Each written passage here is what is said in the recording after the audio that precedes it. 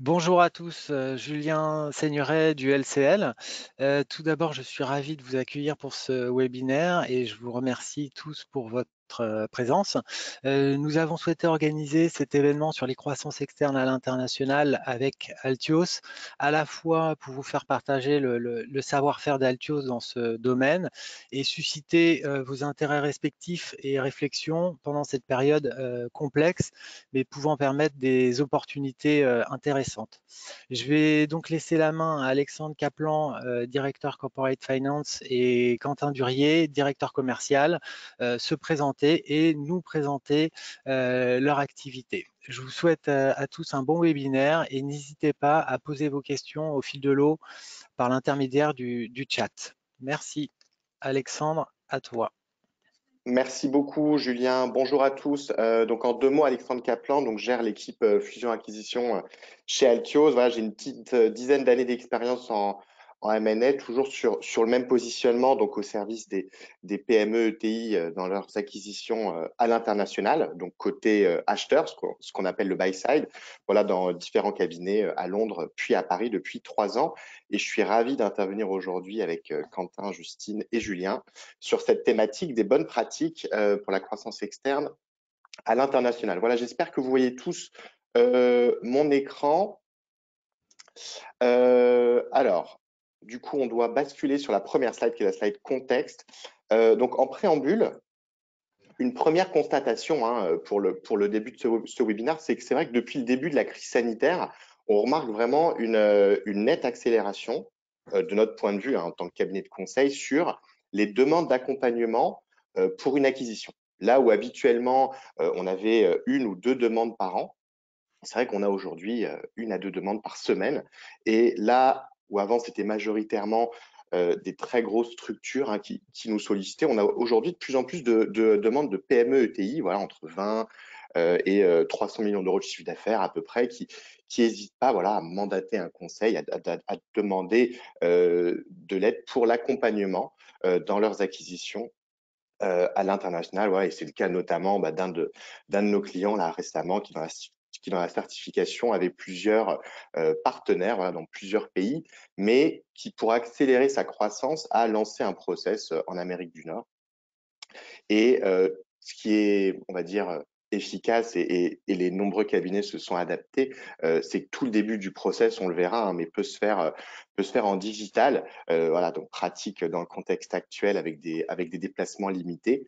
Et voilà, et maintenant 6 mois après, on est déjà en négociation exclusive avec une cible sans avoir mis les pieds dans le pays. Donc voilà, on y reviendra, mais c'est vrai que le modèle a un petit peu changé et ça n'empêche pas d'avancer. Alors, peut-être pour rappeler déjà, on va dire, avant de se lancer, avant de commencer à parler à des conseils, c'est vrai qu'il faut vraiment être extrêmement vigilant et bien se préparer. Donc, comme vous le voyez, j'espère sur la slide d'après, il faut vraiment préparer son projet de croissance externe. C'est un projet qui prend du temps. En moyenne, c'est 1 an. Ça peut être un peu plus rapide, ça peut être beaucoup plus long. Ça peut même aller jusqu'à 2-3 ans. Il y a des cas voilà, où il y a des phases de négociation qui peuvent durer, mais il faut vraiment avoir conscience que ça va vous prendre beaucoup d'énergie, beaucoup de moyens, financiers notamment, et ça impose du coup de nommer un responsable de projet en interne. C'est vraiment celui qui va être le lien avec tous les intervenants, que ce soit les conseils, les auditeurs, les avocats, mais aussi toutes les personnes en interne, voilà, le président, le fonds d'investissement s'il y en a.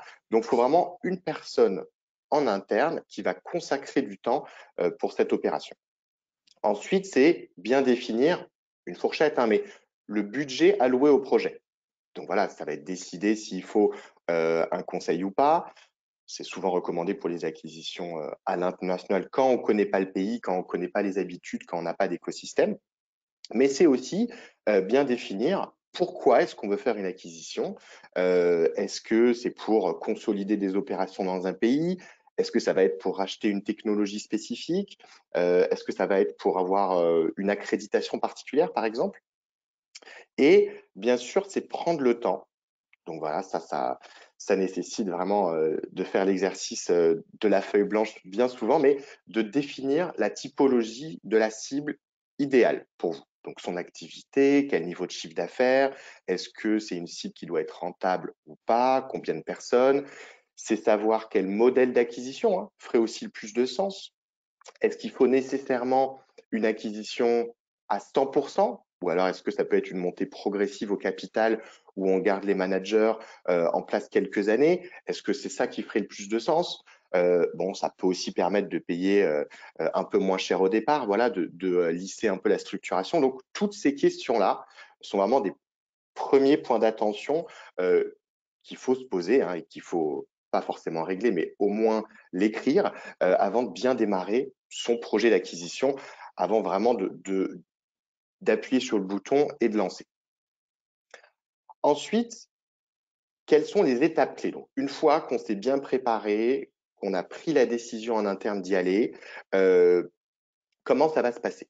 Donc, pour une acquisition à l'international, globalement, comme vous le voyez sur la slide, il y a 5 étapes clés pour un projet d'acquisition, que ce soit sur le pays domestique ou à l'international. C'est globalement le même process et ça se veut euh, modulable, mais c'est les différentes étapes. Donc, la première étape, c'est la partie identification de cible qu'on appelle vulgairement le screening, l'étude de marché, qui va permettre de repérer les cibles qui vont correspondre au profil de votre cible idéale que vous avez défini en début de projet. Donc ensuite, étape 2, c'est la phase d'approche. C'est vraiment ce qui va permettre d'aller tester l'intérêt pour une société de vendre ou pas. Ensuite, s'il y a voilà, plusieurs ouvertures, deux, trois sociétés qui disent ah bah ouais, moi ça peut m'intéresser, un partenariat stratégique, on discute. Là, c'est là où on arrive en étape 3, où bien souvent, on va organiser un premier échange, que ce soit un échange téléphonique ou un rendez-vous en présentiel, si les conditions, bien sûr, le permettent, et c'est toujours mieux. Et si cette première discussion se passe bien, c'est là, en fait, où la négociation va commencer. Donc, c'est là où on va commencer à parler de synergie, du prix. On va commencer doucement à préparer l'analyse financière pour arriver à idéalement, une lettre d'intention non engageante qui va un petit peu conclure une première négociation, un premier accord entre les parties et qui va permettre de figer certains paramètres de l'opération. Voilà, donc une fois cette lettre signée, on passe dans la phase 4 qui est de due diligence afin de valider que sur les différents volets, que ce soit financier, juridique, social, on n'a pas de point d'attention, de zones de risque qui seraient en fait des points de blocage et qui remettraient en condition, qui remettraient en cause les conditions de l'offre. Si tout est bon, on confirme cette offre ferme et c'est là où on démarre la rédaction du contrat de cession. Et une fois que tout le monde est d'accord là-dessus, c'est là où on va passer à ce qui s'appelle le closing. Mais comme vous le verrez, c'est que la première étape, car en phase 5, il faudra aussi être très vigilant sur la réalisation propre de l'intégration. Donc, on y reviendra dans quelques minutes avec Quentin. Surtout, n'hésitez pas si vous avez des questions. Donc, il y a un créneau consacré à la fin, mais vous pouvez mettre toutes vos questions dans le chat. Voilà, donc ça, c'était pour vous donner un premier aperçu. Là, maintenant, l'idée, c'est qu'on rentre un petit peu dans chaque étape clé, qu'on vous partage certaines anecdotes, certains points de vigilance sur chaque étape. Et puis surtout, n'hésitez pas s'il y a des questions, on y répondra avec grand plaisir. Donc, la première étape, pour rentrer un peu plus en détail sur cette phase d'identification, comment ça se passe quand on veut aller sur un marché, quelle va être la première étape? Le premier risque, c'est de vouloir faire l'identification de cibles trop rapidement et de vouloir tout de suite aller approcher les cibles. Il faut vraiment prendre le temps, encore une fois, prendre du temps, c'est gagner du temps, d'être le plus complet possible au risque de passer à côté de la cible idéale que vous avez pris du temps à définir. Maintenant, il faut prendre du temps à la chercher. Donc, ça impose d'avoir bien sûr un écosystème, d'avoir tous les leviers qui vont vous permettre d'identifier les sociétés. Et c'est de loin pas uniquement des bases de données, c'est aussi tous les relais locaux, c'est l'écosystème, c'est avoir des partenaires qui vont bien connaître le pays, c'est d'avoir tous les leviers locaux qui sont différents hein, selon les pays pour identifier vraiment toutes les cibles. Et l'idée, c'est d'être le plus exhaustif possible là-dessus. Donc, d'expérience hein, en moins de 2 mois, bon, dépendant bien sûr des ressources qu'on alloue à ce projet, mais c'est le minimum pour avoir, on va dire, une liste complète, une liste exhaustive vraiment du marché, et ça peut aller voilà, jusqu'à 4 mois. Ça dépend bien sûr de la taille du marché, de la taille des cibles. Bah, bien sûr, s'il y a des petites cibles qui sont difficilement visibles, ça va nécessiter un petit peu plus de temps à aller les trouver. Ensuite, une fois qu'on a les noms, les sites internet, qu'on a validé que l'activité fonctionne, on va essayer d'aller chercher un niveau de qualification en plus. Donc, l'idée, c'est d'aller, voilà, selon vos critères, hein, c'est d'aller voir à peu près une estimation du chiffre d'affaires. Si elle est compte ou pas, bon, bah, c'est génial, on a une précision sur les financiers, mais sachez que la disponibilité de l'information financière est vraiment variable selon les pays. Voilà, aux États-Unis, par exemple, c'est vrai que c'est plutôt compliqué d'avoir accès aux comptes, là où en France ou au Royaume-Uni, c'est quand même plus facile d'accès. Voilà, on y arrive plus facilement. Et c'est exactement la même chose pour l'actionnariat. Donc, il faut vraiment prendre le temps d'identifier qui y a derrière la cible. Souvent, c'est relativement compliqué, mais c'est un exercice qu'il faut faire. C'est nécessaire parce que ça va être la transition pour la phase d'après pour qui approcher, et on n'approche pas de la même manière un dirigeant de 25 ans ou de 70 ans, ou encore un fonds, ou bien si c'est une famille qui est au capital depuis 3 générations. Une fois qu'on a fait tout ce screening, l'idée, c'est d'aller maintenant approcher les cibles qui, eh ben, pour la plupart, sont pas engagées hein, dans des... Alexandre, Ouais, excuse-moi, je te coupe, on a une question sur ce slide précédent. ouais, Euh, d'accord. Comment s'assurer de l'exhaustivité? Tu l'as un petit peu évoqué. Et quelle est la durée de l'ensemble du processus?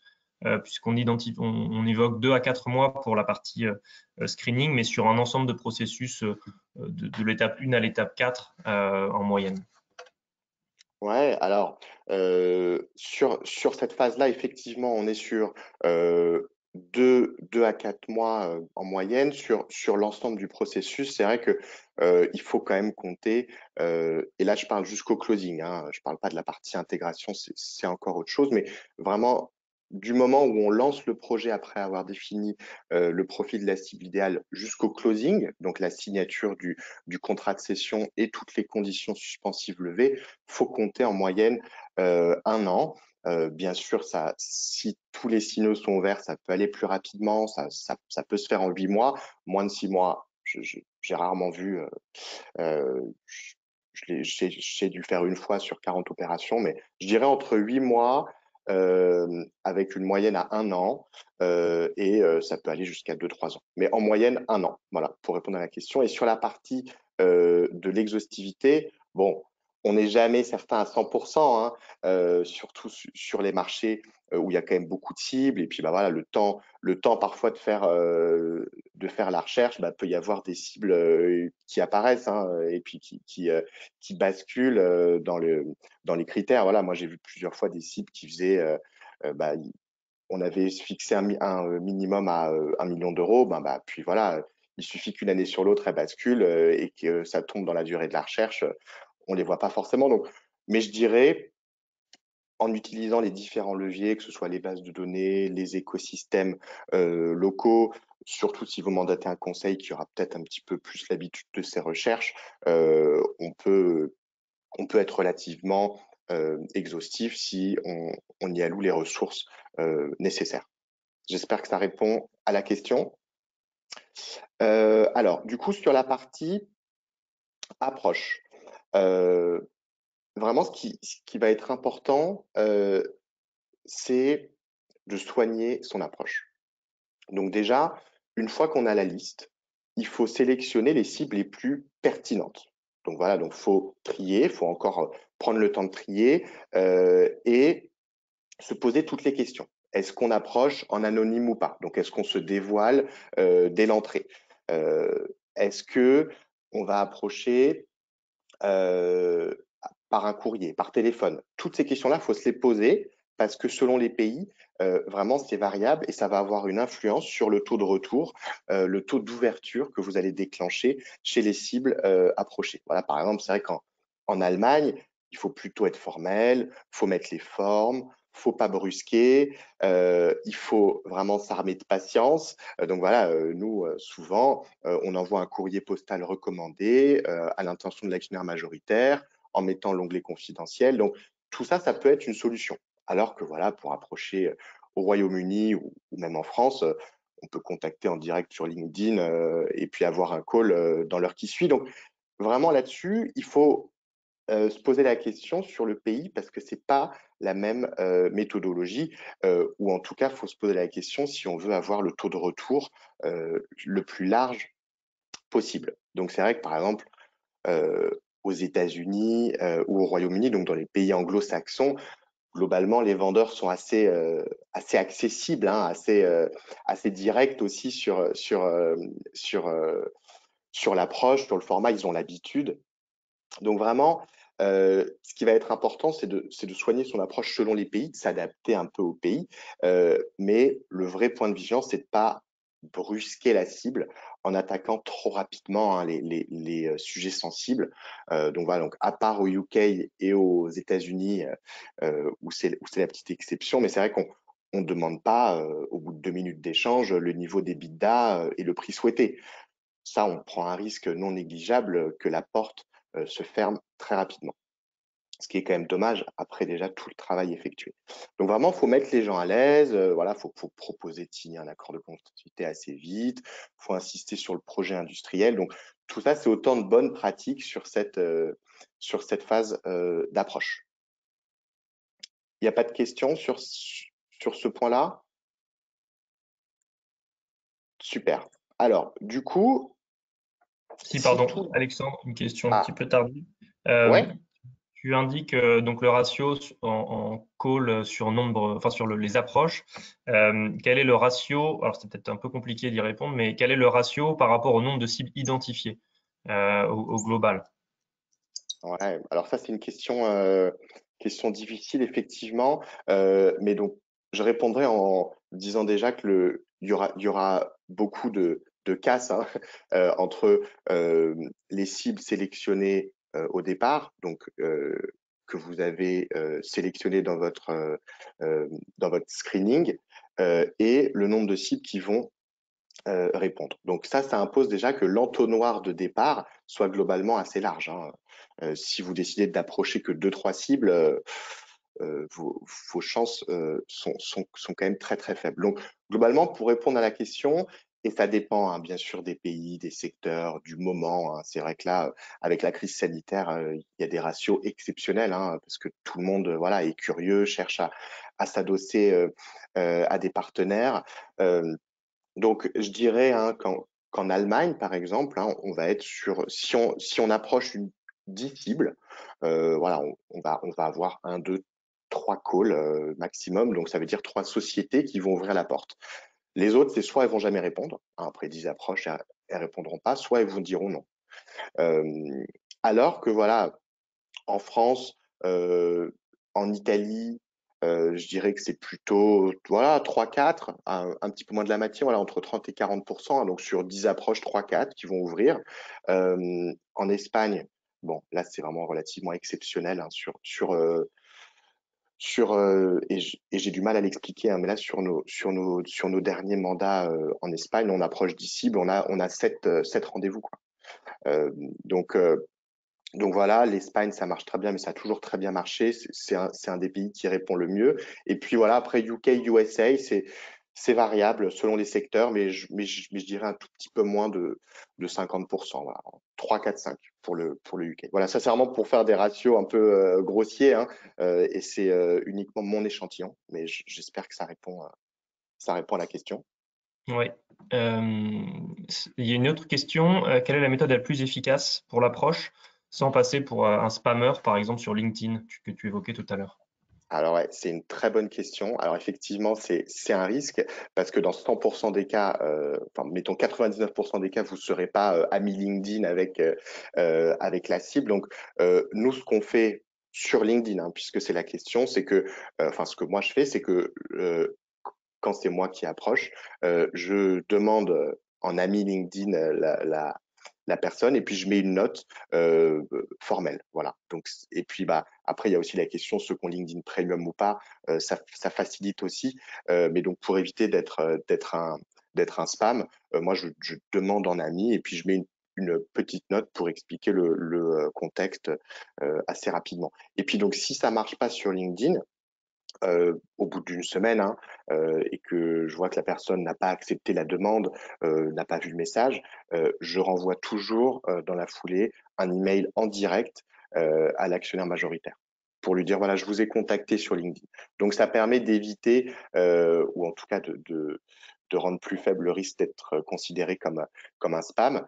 Mais c'est vrai que par exemple, surtout aux États-Unis, voilà, les gens sont globalement méfiants quand on approche par email, alors que sur LinkedIn, bon bah ils voient tout de suite le profil, donc ça donne plus d'éléments de confort. Et c'est vrai qu'on s'est rendu compte, hein, surtout bah, avec la crise sanitaire sûrement, le fait que aussi ces métiers du conseil sont de plus en plus digitaux, que les tentatives, enfin le fait d'être vu comme du phishing commercial, voilà, il y a énormément de mails commerciaux en ce moment. Et puis souvent, les mails qu'on envoie en direct peuvent être considérés comme tels, alors que LinkedIn, on prend moins ce risque. Et donc, pour encore moins diminuer ce risque, faire une petite demande en ami, ça mange pas de pain. En tout cas, c'est ce que nous, on fait.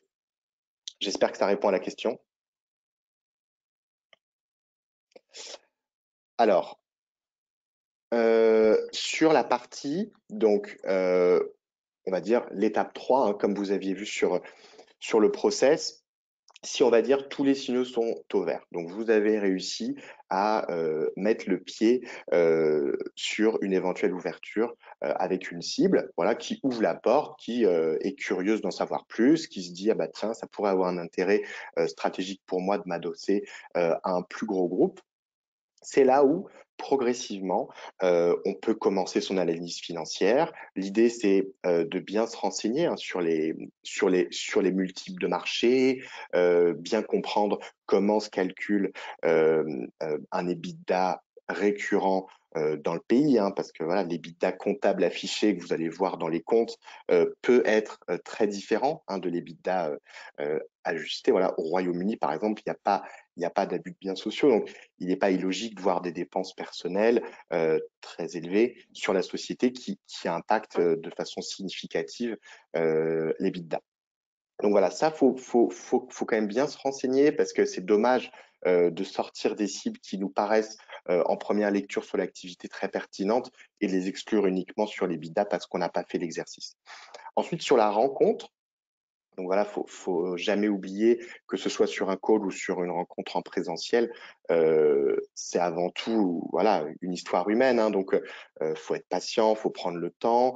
Voilà, surtout si c'est à l'international, ils ont pas la même culture, ils ont pas les mêmes références. Donc faut jamais rentrer trop vite dans la négociation, sauf si c'est une demande directe. Hein, et là, bien sûr, on s'adapte, mais faut prendre le temps de bien préparer sa présentation, expliquer pourquoi cette acquisition ferait sens, pourquoi cette société, pourquoi cette personne-là. Donc, ne pas hésiter, voilà, sans trop rentrer dans l'intimité, mais à se dévoiler un petit peu sur le projet. S'ils ont accepté le rendez-vous ou le call, c'est bien pour cette raison. Ensuite, sur le montage, on va dire un petit peu de l'opération, c'est vrai qu'il faut pas hésiter à être un petit peu créatif sur la structuration.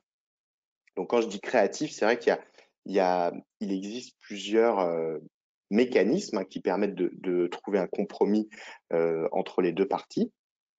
Donc surtout hein, pendant cette crise sanitaire où parfois l'année 2020, on se pose des questions, vendeur comme acheteur d'ailleurs. Hein, le vendeur va se dire ah bah ma boîte elle vaut moins cher, l'acheteur va se dire ah bah super c'est une opportunité parce que sa boîte vaut moins cher. Mais Donc, il n'est pas illogique, bien sûr, d'exclure de la valorisation 2020, mais pour moi, il faut quand même toujours se couvrir sur le futur. Donc, il y a plein de mécanismes, hein, que ce soit une montée progressive au capital, une acquisition en 2, 3, 4 temps, de faire bien sûr une période de transition, de faire des earn-out, des paiements différés. Bon, il y a énormément de techniques qui permettent d'aller chercher vraiment un terrain d'entente, alors qu'au départ, il peut y avoir un écart délirant de valorisation, alors que quand on creuse et qu'on est un petit peu créatif et qu'il y a plusieurs allers-retours, on peut trouver des terrains d'entente et qui n'est pas forcément le modèle qu'on avait fixé, hein, au début du projet dans l'opération idéale. Et pour être complètement transparent, il y a souvent des évolutions aussi là-dessus, mais c'est ce qui fait qu'il y aura une opération réussie.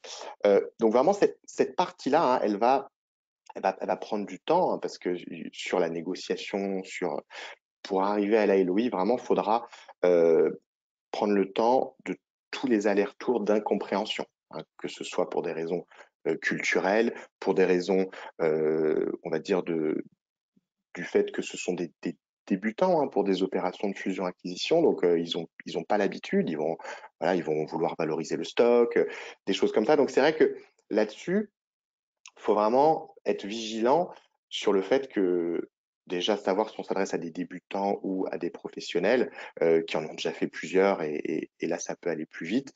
Donc voilà, toutes ces petites points d'attention, faut vraiment les avoir en tête.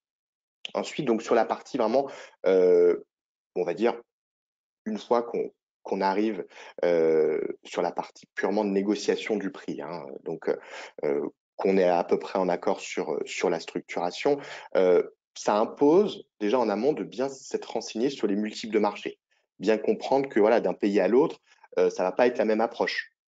Les risques sont vraiment différents selon les pays, les contrats de travail. Voilà, les contrats de travail vont être plus ou moins engageants. Voilà, en Belgique, par exemple, il ne faut pas être étonné qu'il y ait beaucoup de freelance. En Allemagne, ça peut être le cas aussi, mais ils ne vont pas être traités de la même manière, parce qu'on ne peut pas garder un freelance plus de 6 mois au risque qu'il y a au risque de requalification. Donc voilà, toutes ces questions-là, tous ces petits risques-là, et c'est l'intérêt de réaliser la phase 4, hein, qu'on appelle la phase de due diligence, ça permet sur les différents volets, que ce soit le volet financier, le volet juridique, le volet environnemental, voilà, le social, le fiscal, ça va permettre d'identifier vraiment toutes les zones de risque sur ces différents chantiers pour voilà, voir s'il y a vraiment ce qu'on appelle des red flags, donc des points d'attention qui feraient que ça nécessite d'aller renégocier le prix de la LOI. Donc cette phase-là, elle est essentielle. Donc après, tout dépend du niveau de profondeur, mais il faut vraiment être vigilant, bien s'entourer et puis bien savoir quels risques seraient impactants ou pas pour vous.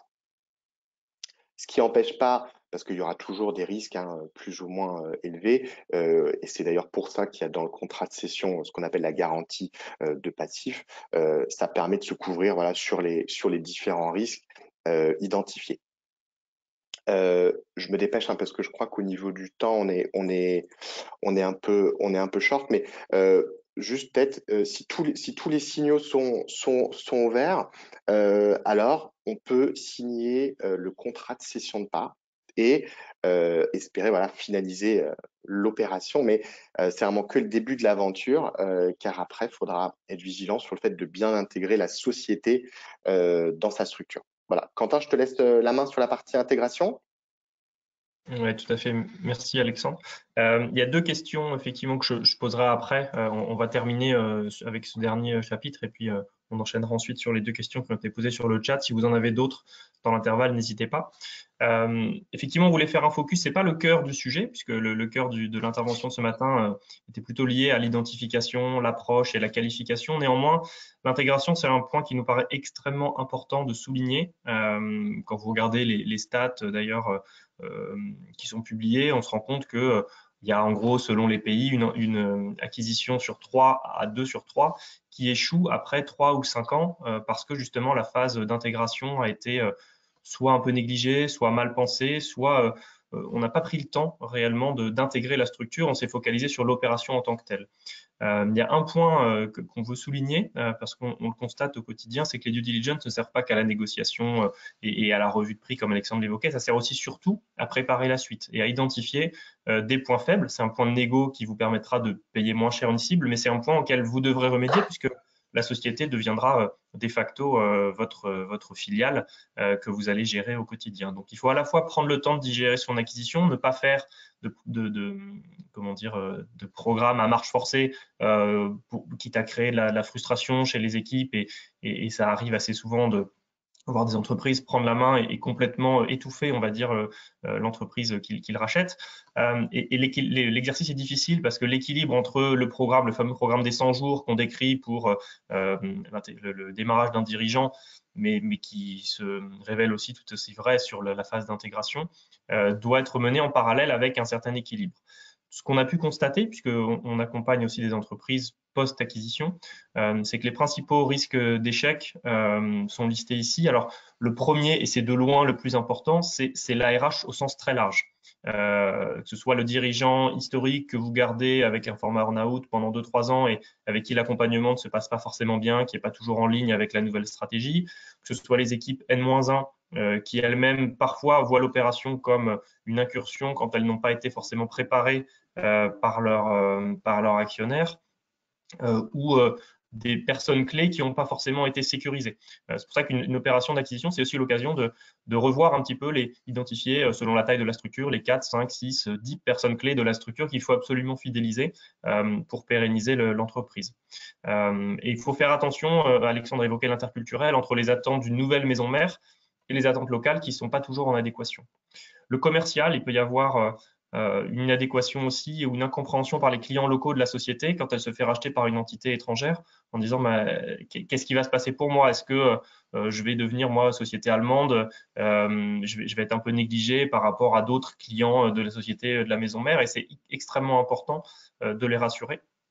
Et puis enfin, tout ce qui touche à l'organisation, la finance, la compliance, les systèmes d'information, puisqu'il faut, peut-être pas dans l'immédiat, mais il faut à terme tendre vers une certaine forme de convergence sur des ERP, sur des CRM, etc. Et évidemment sur un format de reporting financier qui soit cohérent. Si on veut éviter 1 an, 2 ans, 3 ans après, d'avoir finalement deux entités qui ne sont pas réellement intégrées, qui fonctionnent de manière indépendante, si ce n'est que l'une est rattachée à l'autre au travers d'un schéma capitalistique. Et pour ça, alors il n'y a pas de solution miracle, hein. On peut se faire évidemment, on peut vous faire accompagner des sociétés qui font de la conduite du changement et autres. Néanmoins, il y a un point qu'on tient vraiment à souligner, c'est la communication qui est essentielle, voire la surcommunication. Le fait de répéter des messages, le fait d'anticiper sur des attentes et d'être vraiment vigilant sur l'opération d'intégration, puisque c'est un facteur d'échec quand on interroge les dirigeants 3, 4, 5 ans après des opérations qui est assez fort, c'est le fait de ne pas avoir d'avoir voulu aller trop vite en intégrant ou à l'inverse, de ne pas avoir mis en place un vrai programme avec des personnes clés dédiées au sujet. On espère que ce webinaire aura répondu à vos questions. Il y en a deux qu'on a reçues pendant la présentation qui sont plutôt pour toi, Alexandre, sur la partie méthode d'approche, avec une question sur les bases de données. Est-ce que l'approche par base de données est encore efficace? Est-ce que c'est fiable d'utiliser des bases de données ou pas? J'en ai une autre après sur les multiples. Ouais, alors c'est effectivement une bonne question. Donc voilà, il y a plusieurs bases de données. Pour être honnête, ça peut marcher, mais ça va être, en première lecture, ça va être vu comme une tentative de phishing. Donc c'est vrai que voilà les bases de données Zoom Info, Rocket-Reach, toutes ces bases de données qui permettent voilà de trouver le mail d'un actionnaire majoritaire ou d'une personne lambda, hein, peuvent aussi permettre derrière d'envoyer un email en direct. Pour être honnête, moi j'évite maintenant, je le fais jamais, mais ça peut être un axe, mais autant le faire en direct sur LinkedIn ou par mail. Je pense que c'est sur les bases de données financières aussi, notamment, ou sur les différents éléments postés par les sociétés que portait la question. Ah, Au-delà mais juste du contact, de l'aspect contact. sur la qualité de l'information financière Oui, et de l'actionnariat? Ah oui, oui. bah alors très bien. Bah, effectivement, sur les bases de données plus financières, donc voilà, il y a les célèbres Orbis, Capital IQ, Dun& Bradstreet. Donc en fait, toutes ces bases de données-là, en fait, vont aller chercher, par exemple en France, euh, enfin, à la greffe, vont aller chercher tous les comptes déposés. Donc, c'est vrai que la qualité de l'information financière est fiable. Ce qui est moins fiable, c'est quand ils font une estimation du chiffre d'affaires. Donc là, faut vraiment être vigilant parce que ça peut être complètement incorrect. Donc, ce qui est fiable, c'est quand ces bases de données-là affichent l'ensemble des comptes. Souvent, elles ont un petit temps de retard sur la publication et on n'a pas, enfin, on a rarement les derniers comptes, on va dire, en fait, il y aura un an de décalage à peu près sur la disponibilité des comptes sur l'information financière, mais c'est relativement fiable. Et sur l'actionnariat, alors là, il faut être très vigilant parce que il faut regarder la date euh, de d'update de l'actionnariat parce qu'il est et c'est le cas quasiment une fois sur trois, c'est-à-dire qu'il y aura un actionnariat affiché sur la base de données, donc Monsieur X actionnaire à 100%, et en fait on se rend compte que la date de l'information date d'il y a 3 ans et qu'en fait quand on cherche on se rend compte qu'il y a un fonds qui a racheté la boîte ou que cette boîte a été en redressement judiciaire. Donc là-dessus, je dirais que si l'information est récente, oui, c'est fiable sur l'actionnariat, mais sinon, faut quand même faire une double validation. Ça, c'est sur les deux volets, je dirais, sur les bases de données. J'espère que ça répond à la question. Ok. Il y avait une autre question sur les multiples, en lien notamment avec l'année dernière. En quoi l'effet Covid dans son ensemble a eu un impact sur les multiples? Alors, là encore, c'est une question assez vaste parce que ça dépend des secteurs et des pays, mais est-ce qu'on a remarqué une évolution sur les multiples appliqués sur des opérations par rapport aux années précédentes? Ouais, alors c'est une très bonne question. Moi, dans certains secteurs, surtout le secteur du digital, euh, les multiples ont même augmenté. Hein. Donc là où on s'attendait à une baisse de multiples, en fait, beaucoup sont restés stables hein, dans le conseil IT, dans tous les logiciels SaaS. C'est vrai que là, les multiples se sont plutôt conservés, voire ont même augmenté, hein, parce qu'il y a eu de la croissance. Donc euh, c'est logique, mais c'est vrai qu'il y a eu d'autres secteurs, voilà, l'aérien, l'automobile, qui ont un petit peu plus souffert dans certains pays, hein, bien sûr, et dans certains sous-segments de ces secteurs. Et là, effectivement, de façon mécanique, les multiples ont un petit peu baissé, mais les valorisations en général ont un petit peu baissé. Donc après, voilà, c'est un arbitrage à faire. Euh, voilà, avant Covid, après Covid, pendant Covid, comment est-ce qu'on traite la valorisation. Mais c'est vrai que voilà, il y a certaines sociétés, si l'exercice 2019 était déjà moyen et que 2020 puis 2021 sont en baisse nette, bah, c'est vrai que forcément la valorisation a nettement baissé et donc ça c'est parfois difficile à faire entendre. Euh, mais donc mécaniquement, il y a eu une baisse dans certains secteurs et dans d'autres, une stabilisation, voire une hausse. Donc c'est vrai que là-dessus, voilà, c'est un peu un arbitrage à faire. C'est vraiment du cas par cas hein, sur le fait est-ce qu'on sort 2020 de la valorisation. Voilà, sur la dernière opération, ce qu'on a fait, nous, c'est qu'on a pris la moyenne 2018-2019 et le BP 2021. Bon, bah voilà, on a sorti 2020. Euh, c'est un cadeau qu'on fait, mais d'un autre côté, bon, bah, on va se récupérer sur le fait que les managers vont rester 3 ans de plus. Bon, c'est vraiment un arbitrage à faire. C'est pour ça que je disais qu'il faut être un petit peu créatif sur la structuration parce que voilà, la situation de valorisation a vraiment changé. Voilà, j'espère que ça répond à la question. Parfait, merci. Est-ce qu'il y a d'autres questions? Je n'en vois pas d'autres dans le chat, mais si, on va peut-être vous laisser 30 secondes pour ceux qui auraient une dernière question. Sinon, bien sûr, on reste à votre disposition hein, par la suite. Aucun problème. Écoutez, merci en tout cas pour votre attention ce matin. C'était un plaisir d'animer cela avec le LCL.